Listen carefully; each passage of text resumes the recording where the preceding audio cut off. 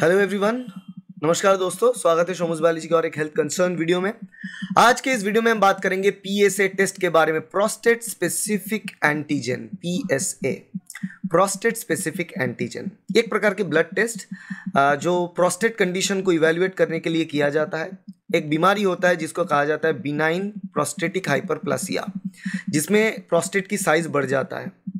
पुरुषों में प्रोस्टेट की साइज बढ़ जाना और उसके कारण क्या होता है ना, कुछ कुछ प्रॉब्लम होता है, जैसे कि बार बार आपको टॉयलेट जाना पड़ता है, और जब आपको जब टॉयलेट आता है तो इतना फोर्सफुली आ जाता है कि बाहर निकल जाता है, आप कंट्रोल नहीं कर पाते। ये सारे प्रॉब्लम्स होते हैं बीपीएच में। यहाँ पे एक डाउट होता है कि ट्यूमर जैसा एक स्ट्रक्चर बढ़ जाना साइज में, तो ट्यूमर की इंडिकेशन होता है। तो जानना पड़ता है कि ट्यूमर बिनाइन है या मैलिग्नेंट है, क्योंकि प्रोस्टेट कैंसर भी हो सकता है अगर ट्यूमर मैलिग्नेंट में ट्रांसफॉर्म हो चुका है तो, राइट। तो इसके लिए बीपीएच चेक करने के लिए पीएसए टेस्ट बहुत इंपॉर्टेंट होता है, और भी कुछ मार्कर्स टेस्ट किया जाता है, मगर प्रोस्टेट स्पेसिफिक एंटीजन खास करके बहुत ही इंपॉर्टेंट होता है। ठीक है, प्रोस्टेट स्पेसिफिक एंटीजन और पीएसए टोटल ब्लड लेके उस सीरम से उसको आइसोलेट करके टेस्ट किया जाता है। और टेस्ट इसका जो नॉर्मल रेंज आपको बता देते हैं 4 के नीचे। आप याद रखना, पीएसए में 4 वैल्यू याद रखना, बस आपका ये वैल्यू 4 के नीचे होना चाहिए, बस 0 से 4 तक ये वैल्यू जा सकता है, दैट्स इट। ठीक है, अब ऐसे नहीं कि 4 से ऊपर जाएगा तो मतलब आपको कैंसर है, नहीं, ऐसा बात बिल्कुल नहीं है। मगर 0 to 4 इसका नॉर्मल रेंज है। पेशेंट जिसका हम एग्जांपल देख रहे हैं यहाँ पे, उनका 0.36 है, जो कि नॉर्मल रेंज के अंदर आता है। नैनोग्राम पर मिलीलीटर वैल्यू है, ठीक है। तो 0.36 मतलब 0.4 अप्रोक्सीमेटली नैनोग्राम पर मिलीलीटर, जो कि नॉर्मल रेफरेंस वैल्यू के अंदर आता है। तो इसमें नॉर्मली है, कोई प्रॉब्लम नहीं है, नॉर्मल है। रिस्क ऑफ प्रोस्टेट कैंसर भी इस पेशेंट में काफी कम है। ठीक है, अगर वैल्यू 4 से 10 तक होता है, 4 से 10 नैनोग्राम पर मिलीलीटर, तो ये ग्रे जोन कहा जाता है। ग्रे जोन का मतलब होता है कि इन पेशेंट्स में जहां पे पीएसए का वैल्यू 4 से लेकर 10 तक होता है, उनमें प्रोस्टेट कैंसर होने का जो चांस है वो 20 से 25% तक रहता है। ठीक है, और बिनाइन प्रोस्टेटिक हाइपरप्लासिया तो उनमें मौजूद है ही। अगर ये वैल्यू 4 के ऊपर है तो डेफिनेटली बिनाइन प्रोस्टेटिक हाइपरप्लासिया आपको है।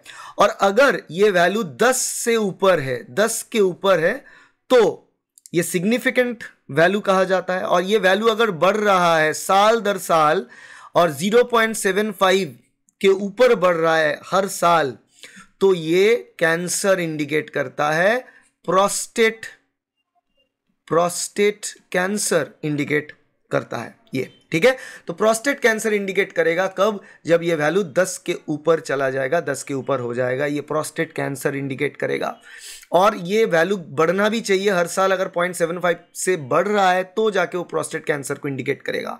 और अगर ये वैल्यू 4 से 10 के बीच है तो ये बिनाइन प्रोस्टेटिक हाइपरप्लासिया है, मगर कैंसर होने की चांसेस 10 से 25% तक का होता है। और अगर ये वैल्यू 4 के नीचे है तो कोई डर नहीं है।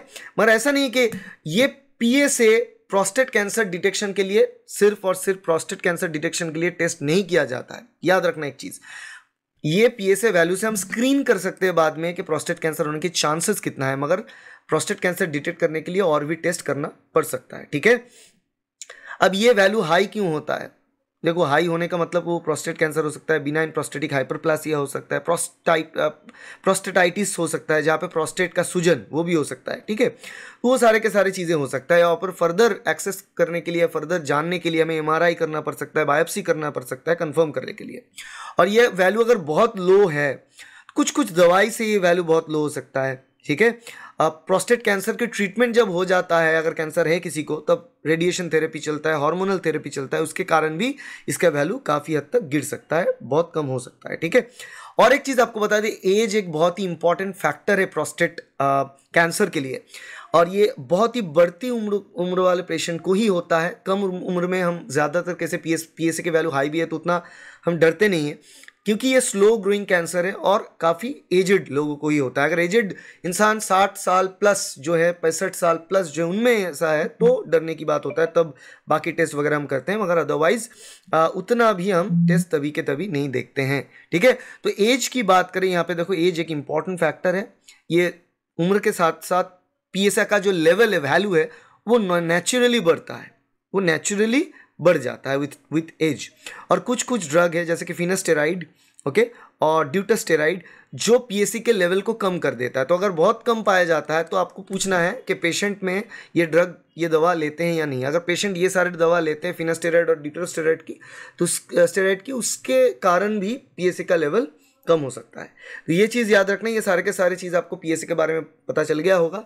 मगर अगर ये वैल्यू 4 के ऊपर है तो definitely go for screening, cancer screening test में आपको जाना चाहिए, देखना चाहिए, क्योंकि बहुत इंपॉर्टेंट होता है ये चीज़ को पहले से जांच करके ढूंढना। ठीक है, आशा करते हैं वीडियो आपके लिए हेल्पफुल रहा। अच्छा लगा तो लाइक कर देना, शेयर करना अपने दोस्तों के साथ, कलीग के साथ, सब्सक्राइब करना इस चैनल को ताकि ऐसे वीडियो आपको मिलता रहे। Thank you, bye.